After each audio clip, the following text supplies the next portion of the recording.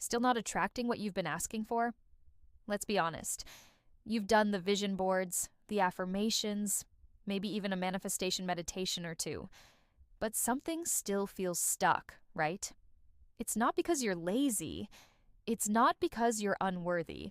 And no, the universe isn't ignoring you. The truth is simple but uncomfortable. You're out of alignment. You want abundance, but you live like you're still in survival mode. You want overflow, but you keep preparing for lack. You want to receive more, but you keep telling yourself you're not ready.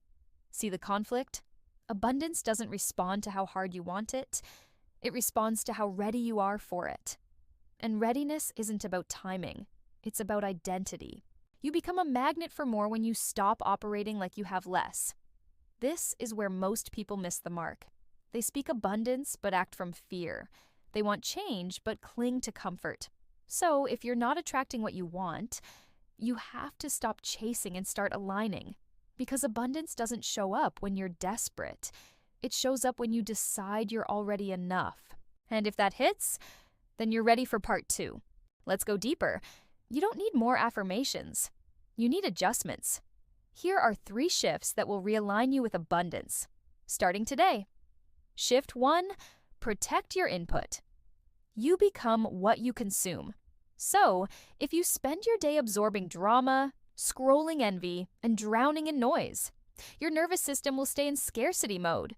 Clean your digital diet. Unfollow what makes you feel small. Listen to things that stretch you, not shrink you. Your mind is soil. Protect what gets planted. Shift 2, speak like it's already happening. Words aren't just sounds, they're spells. They either reinforce lack or reinforce overflow. Stop saying, I hope it works out.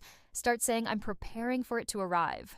That small change tells your subconscious a new story, one that ends with more than enough. Shift 3, give what you want to receive. Want more love? Give more support? Want more money? Be generous where you can. Want more time? Stop hoarding your energy in fear. Abundance is a flow, and flow requires movement.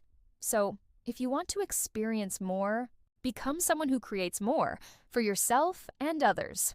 Because what you give comes back amplified. Let's finish strong in part 3. Let me repeat something that changes everything. You don't attract what you want. You attract what you believe you're worthy of. If deep down, you're still operating like someone who has to fight for scraps, you'll never feel safe receiving overflow. So here's your new question. What would the most abundant version of me do next? Would they beg for it? Or build something bold? Would they stress over pennies? Or focus on purpose? Start small. Take 1 abundant action per day, even if it feels weird at first. Speak abundance into your space. Choose environments that reflect the life you're building, not the one you're surviving. And most of all, stop waiting to become ready. You're not here to just get by. You're here to overflow. When your thoughts, your language, and your energy all align, abundance notices. And the moment you start showing up like it's already yours, life starts responding. But the question is, how do you hold that energy when life gets heavy? Let's talk about that next. Abundance is easy to believe in when things are going well. But what about when money's tight? When your plans fall apart? When doubt creeps in and you start to question everything? This is where most people fall off. They stop aligning with abundance the moment discomfort shows up. But here's the truth. Abundance isn't about perfection. It's about practice. It's not about forcing positive thoughts. It's about choosing powerful ones, even when it's hard. When life gets loud, get quieter. When fear takes up space, come back to your breath. When you want to give up, take 1 aligned step anyway. Real abundance isn't how loud you speak it. It's how consistently you live it. And that means this. You hold the energy of abundance, even when it feels far away, especially then, because that's the moment you prove to yourself, I'm no longer available for lack. I'm building something better. And that's when everything begins to shift. So, what does it mean to become unavailable for lack? It means you stop making decisions based on fear. You stop choosing small because you're afraid to fail. You stop negotiating with your potential. And instead, You start moving with purpose. You start asking bigger questions. You start trusting your alignment more than your old patterns. Here's a powerful exercise. Say this out loud. I no longer manage lack. I align with overflow. Then act like you mean it. Say no to what drains you. Say yes to what expands you.